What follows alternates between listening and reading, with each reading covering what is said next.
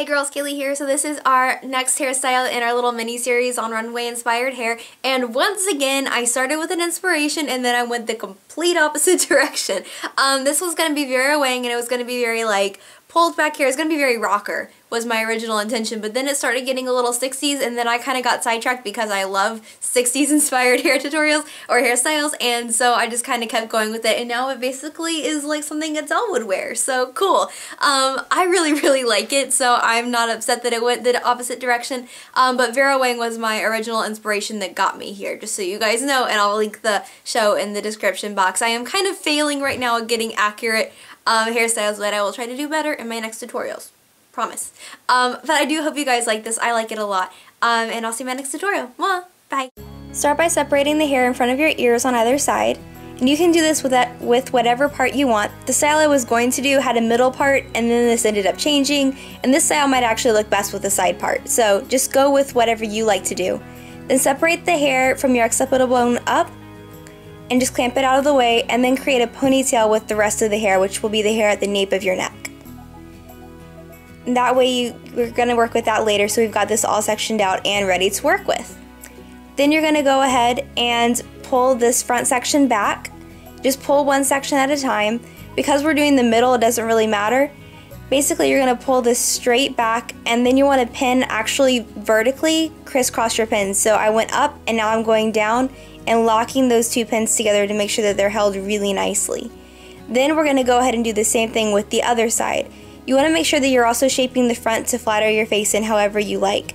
And again, we're going to pin up, and as you're pinning up, you're going to pin into the other bobby pins that we've already done, pin down, and again, pin into those other bobby pins. So we're really locking the style down. Now I'm going to tease this hair, and I'm teasing it in sections so that I can get lots and lots of volume. I did 3 sections for the entire top of my head that I had sectioned out right there. So it was a lot of teasing. See? Yes, lots of teasing. And then you're going to just go ahead and smooth the top down. You can do that with a brush or a comb. And then you'll see what I do right here is to kind of pinch the bottom right above the ponytail in. And that kind of created that awesome bumped, bubbly effect that you see so often in 60s hairstyles. And then again, I brought another one in and pinned it. And you kind of want to lock those two pins together as well. So again, we're locking our pins. And then this back part, you can do whatever you want with it. If you only have a little hair, play around with it, do what you like.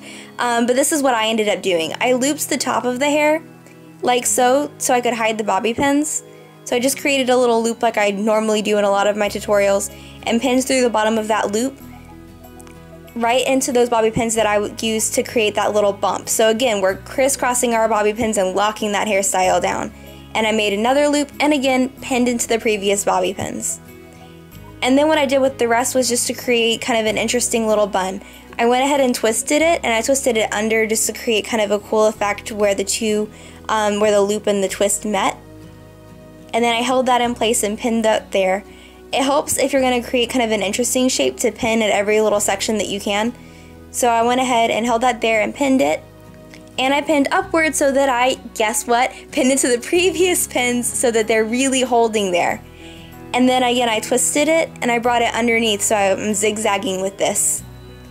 And I think for most hair lengths, this is where you're going to stop. Probably not going to be able to have much more hair to work with after that, so go ahead and twist it and pin it in place. But if you are like me and you have an obscene amount of hair, you can go ahead and twist some more. And I actually brought it between those first 2 loops and pin it in place, pinning into the previous bobby pins. Like I have been doing this whole tutorial to get a really nice tight style that's going to stay all day.